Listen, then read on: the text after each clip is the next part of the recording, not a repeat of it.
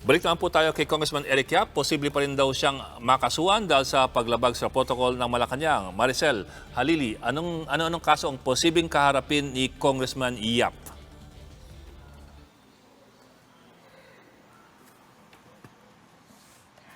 Sa ngayon, wala pang binabanggit ang Presidential Security Group kung ano nga yung mga posibleng kaso na isampa nila dito kay ACT-CIS Party List Representative Eric Yap. Dahil sa ngayon daw, ongoing pa yung investigation after nga nila malaman na COVID-19 positive pala itong congressman. Pero sa kabila nun, nagpunta pa siya doon sa pulong sa Malacañang noong nakaraang Sabado. Pero I understand kasi na merong pinapapirmahan dun sa mga bisita sa Malacañang na parang declaration form. What is in the declaration form and do we know what Congressman Yap answered in the declaration form?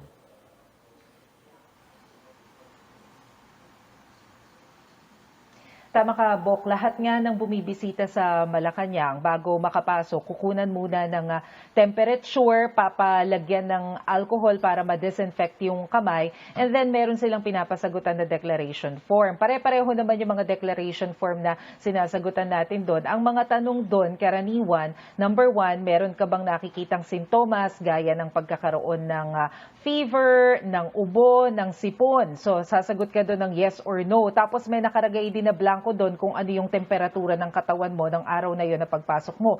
Meron ding nakalagay na travel history, kumbaga saang lugar ka ba nagpunta for the past few days. So basically, ito lang kasi yung mga nakalagay doon. As to the copy of the declaration form signed by Representative Yap, wala pa kasi tayong nakukuha doon. Pero base doon sa pahayag ng PSG commander, hindi raw kasi na-i-declare lahat ng kongresista yung mga kailangan nilang malaman base doon sa sinagutang declaration form. For example daw, yung symptoms, hindi daw nagkaroon ng idea yung PSG kung nagkaroon nga ng symptoms ang nasabing kongresista.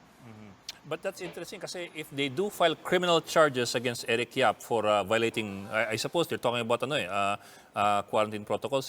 If they file charges against Eric Yap, that opens the door to the filing of charges against other people who may have violated the quarantine procedures. Like for example, Coco Pimentel. Diba? Why have one rule for one and another rule for another?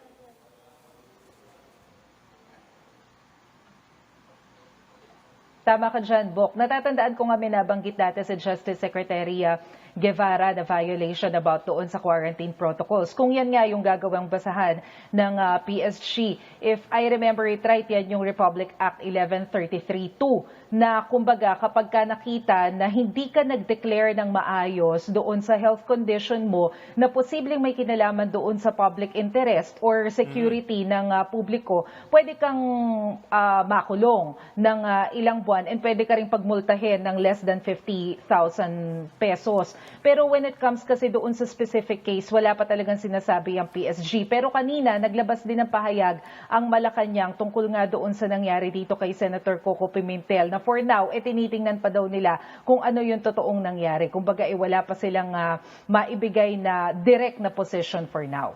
They want to get more details about it. Okay. Bok, any idea kung merong mga pagbabago na ipapataw sa Malacañang pagkatapos nito nangyaring ito?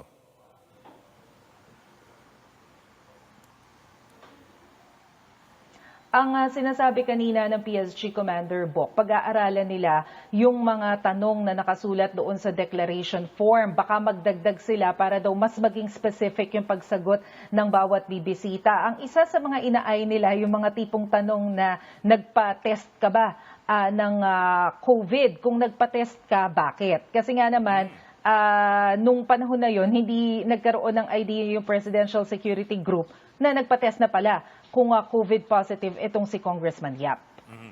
Tapos po, ilang staff members or personnel ng Malacañang ang affected nitong itong nangyaring ito? I mean, how many are under quarantine, for example?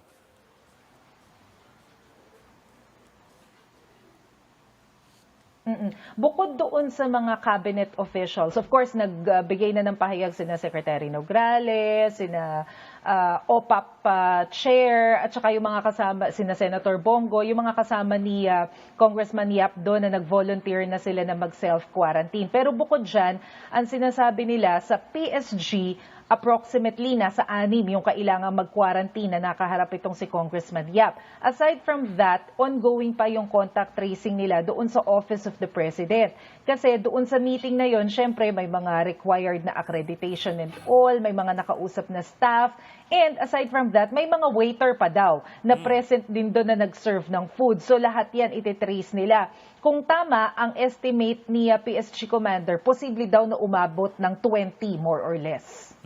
And also, Bok, we are talking about officials who are very, very close to the president. For example, si Executive Secretary Medjaldea, who is in the picture with Eric Go, as well as with Bongo, who of course is still very close to the president. So I suppose the presumption is that they will no longer have direct contact with the president at least for the next 14 days. Would that be correct?